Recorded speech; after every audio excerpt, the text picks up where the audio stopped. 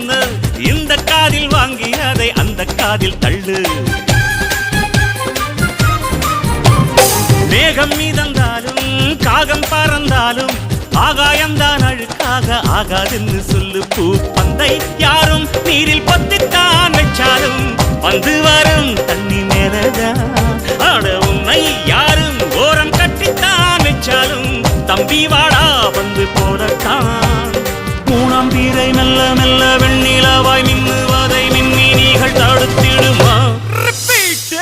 சக்தி எல்லாம் ஒன்று சேர்ந்தாலே சொர்க்கம்